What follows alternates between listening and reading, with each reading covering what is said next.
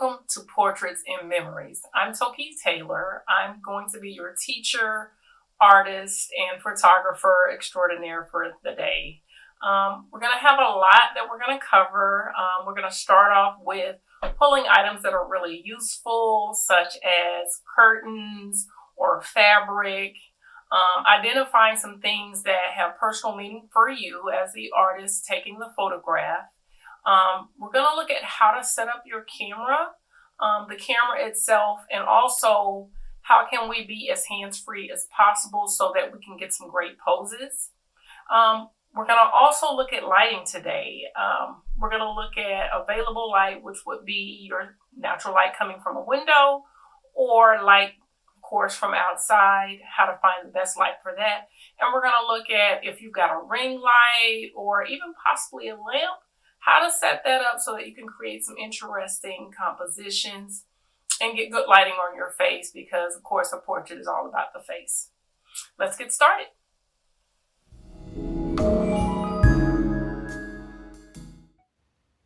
Hi guys, we're going to go over what my camera is set for. I have a Pixel 3 XL, but for the most part, if you've got a modern cell phone, you got a camera on there, and these settings are going to be pretty universal as far as access. There's a drop down for you to go to your advanced settings. And on that drop down, I keep my flash off. The reason why I keep the flash off is because if you use the flash, it's going to throw a whole bunch of light in one location and it's going to look really harsh. So for the most part, I don't use the flash on the cell phone or even on if I had a traditional digital SLR, I don't use the flash on the camera. I'll use off-camera lighting if I need it. RAW file and JPEG. A RAW file is basically a digital negative, and it's going to give you all the information that the camera captured, which gives you more flexibility as far as you editing. A JPEG is the camera processing the image for you. I prefer RAW files to work with because I want more information for me to manipulate. JPEG is going to be a smaller file. A RAW file is going to be pretty big because it has more information. It's really up to you, but I choose to have my work set for RAW and JPEG. I don't turn on motion. I don't use that. As far as the timer is going to be pretty important for us, particularly if you're doing self-portraits and not just photographing someone in your house or a family friend or whatnot.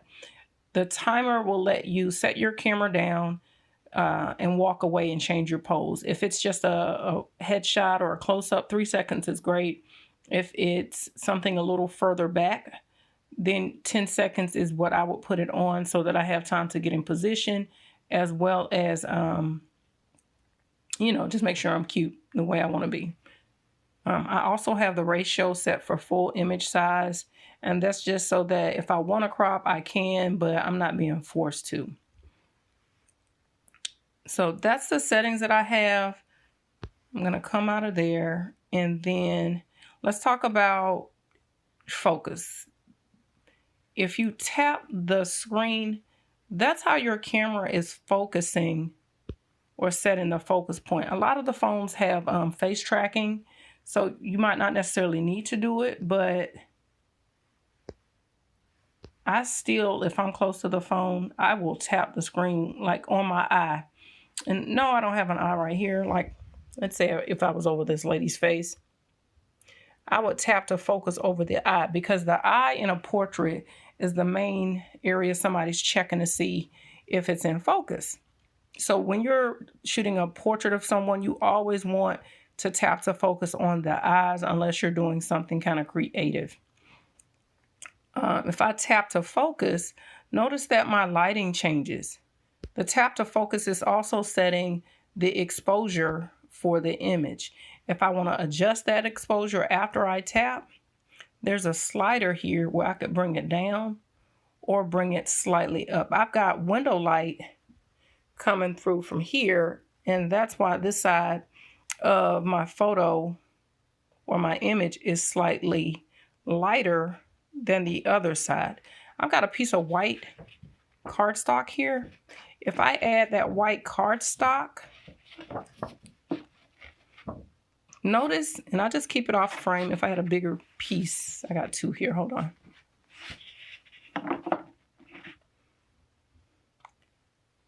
If I add that white cardstock, notice how it's filling in the shadows on that other side. I'll take it away and put it back.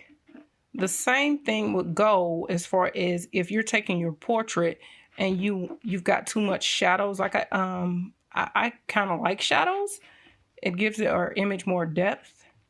But if you don't want shadows in your picture, you can just take a piece of white foam board and set it to the other side to bounce the light from either your window or your ring light or even the sun, to bounce it to the other side that you feel has too much shadowing. And so that's bouncing with a piece of white. Any piece of white will do it. Doesn't have to be anything fancy. Let's talk about camera modes. I'm on the regular camera mode here. Portrait mode, what portrait mode is really doing is creating a shallower depth of field. And it's smoothing out the background. So if I try and step back a little bit here and I click right here to take the photograph, the things that are further away are going to be less in focus. Let's see what that looks like.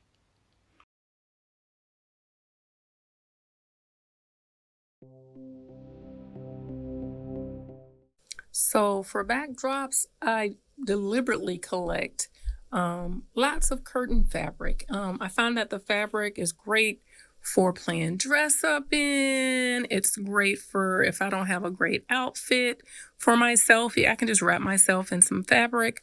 I can tape the fabric to my wall.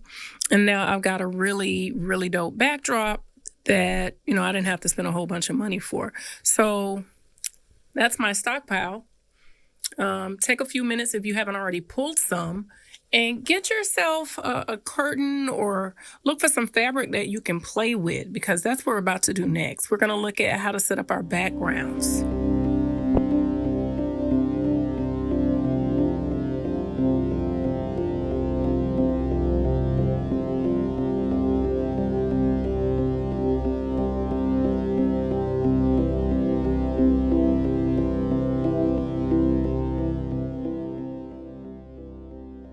Okay guys, I'm outside and the sun is behind me, and as you can see, if I try and take my photograph right now, then I'm basically backlit. So what you're going to want to do is make sure that your light source, if you're outside, you're checking for the sun, you don't want it to be directly overhead.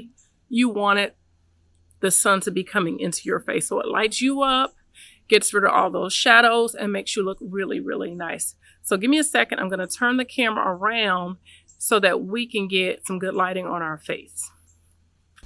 So I'm standing in front of our makeshift backdrop, and all I've done is clamp some decorative paper that I have to one of the pillars on my porch. You don't need a fancy backdrop.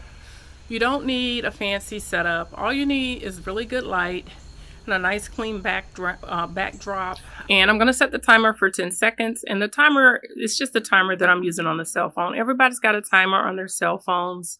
I will be showing you how to access yours if you're not already familiar. But I'm going to set the timer for about 10 seconds. That way I've got some move around time to get myself in place. I'm using the selfie camera on the phone. It just makes it easier, particularly if we're going to do a tight shot, so that we can see what we're doing. And plus we're outside.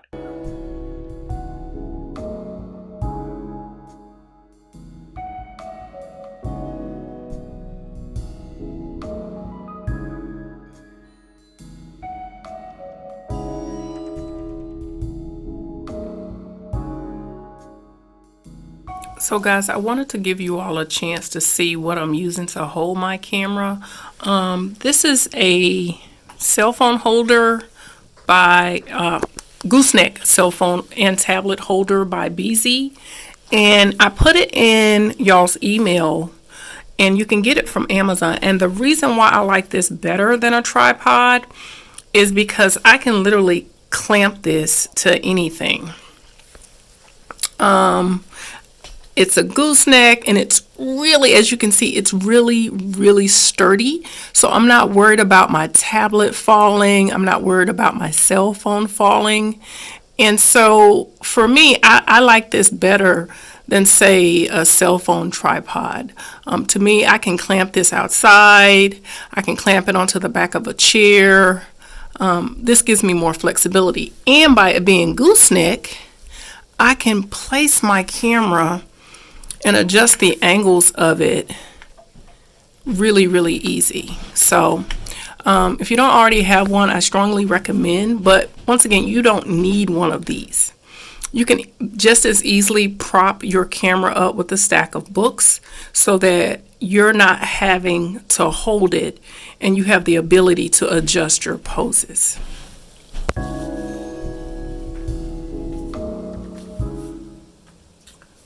We're going to look at lighting, and we've got a couple options for lighting. We can use sunlight and find a good patch of sun mixed with shade. For our light source, we could use a window with some curtains to kind of filter the light that's coming in, or we can reach for something called a ring light. And a ring light is a constant source of light that you can control. Most of the ring lights that are available will let you turn the power up or down on them. This is a 10-inch ring light that I got from Amazon by B-Size, which is the same manufacturer as the gooseneck cell phone / tablet clamp that I'm using to hold the camera right now. Both products are relatively inexpensive. I think the gooseneck clamp was about $20 and the ring light was about $20. This ring light actually came with a clamp, but I don't like to put the cell phone or my camera in the same location that my light source is in. And your main reason for that is you want to be able to move your light source in wherever you want it to go, and then you also want to be able to position your camera wherever you need it to go. So I try and keep those separate, and that's something that you guys might want to consider. And that's why I have both the gooseneck clamp for the camera and I have a separate ring light, and I don't really use the clamp that came with it. We're going to take several shots. We're going to take some using just the overhead light from what's in the basement down here. We're going to use the 10-inch ring light, and we're also going to use our 18-inch ring light that I'm using actually to light the scene. Probably see reflection of it in my eyeglasses. The other thing that I want to point out that we're going to use, the ring light came with a trigger or a remote for the cell phone, and these they usually come in a bundle, and they're really, really handy. Shout out to Lisa Z. Lisa, I think you signed up for the class. Shout out Lisa. Lisa was the first one to put me on to these little cell phone camera triggers, and they're great for triggering your camera and not having to go back and forth. So if you don't have one of these, I strongly recommend you pick one up. They're only like at most $6 or $7, and you can usually get a 2-pack for about $20. I mean, once again, they're not expensive. And like I said, this ring light came with one, and these are great to trigger the camera, but I also use it in conjunction with the timer on my cell phone. So we're going to get started taking some photos, and the first ones that we take, we're not going to use the ring light. We're going to use the overhead light. Then we'll switch to using the ring light, the 10-inch, and then we will switch to using the 18-inch. And these are just test shots to get our lighting down pat before we start having real fun.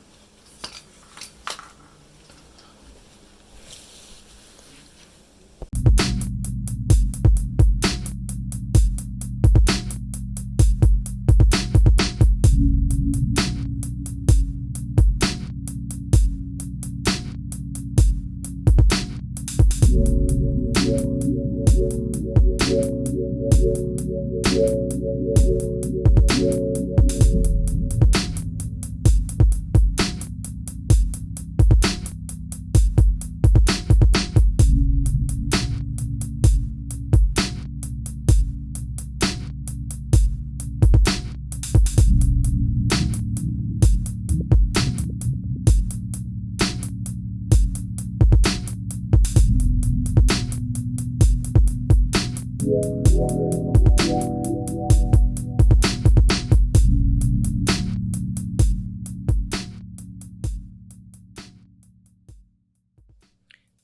in order to see your poses, it's really useful to set up a mirror. I've got a mirror set up directly in front of me, and this is what I had, what I do have, so that I can see my poses and I can see my body positioning. You don't have to do this, but if you're using the camera that is facing outward, the one that most people use when they're taking shots in general, then and that's a great one to use because that particular camera usually has a higher pixel ratio than the one that people use for selfies. And so, with that said, if you don't want to use the one you use for selfies, then a mirror is a great way to go. Otherwise, you can always flip the camera around so that you can see yourself on the screen. It really doesn't matter. Both images are going to be great regardless. Right now, we've got our background and our flooring set up. We've got our lights set, which means we're all set to get started with actually creating some portraits. So let's go over posing a little bit. When you're posing, particularly if you're sitting down, we pose Tyra Banks style from tip to toe, which means if you're a lady or you're trying to look ladylike, typically you're going to have your toes pointed. It doesn't matter if you've got on pants or a skirt, you still point your toes because that just creates a longer line within your photograph. You're also trying to create angles. I got on a fluffy shirt because my belly's fluffy. Like a lot of folks these days, it's a little bit too much being in the house. But what you can do, you're trying to create negative space between your arm and your body. And so if you turn at an angle and pull that fabric in before you take your photograph, that will give you some negative space. And if you don't rest your arm, if you rest your arm right there, it's always going to look big. It doesn't matter if you're super skinny or whatever, your arm will look big because it's pressing into your body. So you're going to want to either pick it up just a little bit and pull it back into your body if you're going to have it in your shot, and keep those fingers from doing that number that looks weird. Have it naturally sitting in your lap if that's what you're going to do. You'll also notice I'm not slumping. Slumping looks terrible unless you're a supermodel, and even that can be awkward sometimes. So we want to sit up straight, making sure that if we've got loose fabric on, we kind of pull it in to give our waistline and make it look like it's actually in existence, even though it's on a struggle bus right now. We're going to kick our arm out if we've got an arm for our chair and push out and up. Make sure your neck is straight versus kind of slumped down like that. That looks terrible. I've got a mirror directly in front of me. I showed y'all my mirror so I can see what my body's doing. You don't necessarily need a mirror. If you're using a selfie cam where you can see what's going on your screen, then that's just like having a mirror too. Don't rush your shots. I think that's the biggest mistake people do. They rush into creating the photograph, and then when they're done, they don't really like it. Take your time. I'm going to slowly turn my head, and in doing so, I'm looking to see what's a good angle for me. Most of the time when we do this, that's not going to be a good angle. If we kind of sit up and keep our head, whether it's a slight angle this way or a slight angle that way, and you'll notice your hair framing your face nicely.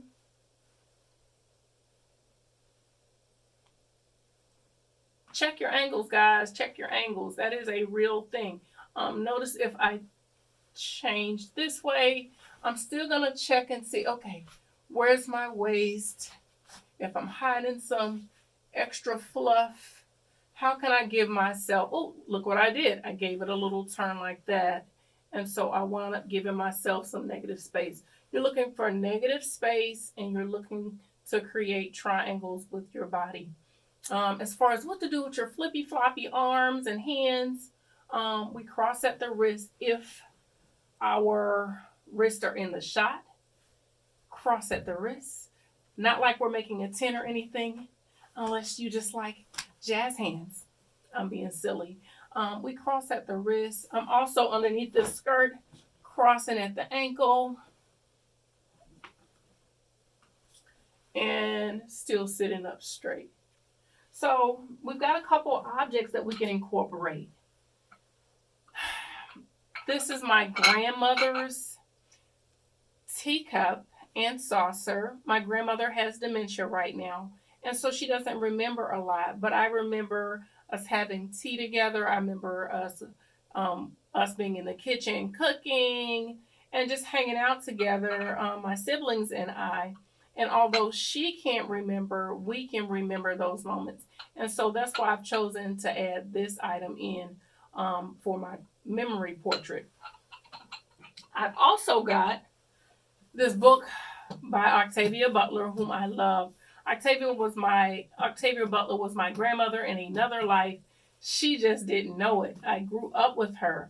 My aunt, who passed away, started us reading Octavia Butler. And in doing so, when we were about 7 or 8 years old, I mean, literally, as long as I can remember, I've been reading every single book that Octavia Butler has put out. So I grew up and I've had Octavia with me my entire childhood, teenage years, and adult years as I have reread and gained more meaning from reading her works. And so this is a great memento to me. It has a lot of memories, and it is also a representation of my love of science fiction, Black writers. I mean, I could go on and on about Octavia Butler. And if you're not familiar with her, you really, really should be. So that will be my second object that I incorporate. Let's talk about colors. You can have some of the best, and I mean the best items in your shot.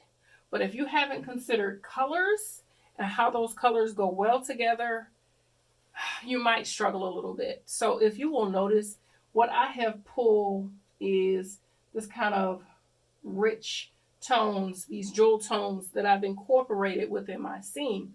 You could have pulled all warm colors, reds, yellows, and oranges, or you could have pulled all cool colors, blues, greens, and purples, and that would have been very soothing. You could have kept it all white and black, very neutral, monochromatic. I've pulled jewel colors, and so they make me happy. I love the way they look on camera. I've got this bit of extra jewel tone fabric that bounces off my hair, which also bounces off Octavia's book, which also then bounces off this lovely orange tone, or orangey yellow tone in Granny's tea set. And this orangey tone plays off of the footstool that we've got in to hold our objects. So make sure you're considering color when you're putting together your set for your portraits, because color does matter unless you're going to take everything and put it back to black and white. So that's our setup. I'm going to go ahead and move the camera and start taking some photographs, and we can look at those photographs momentarily. All right, let's get started with that part.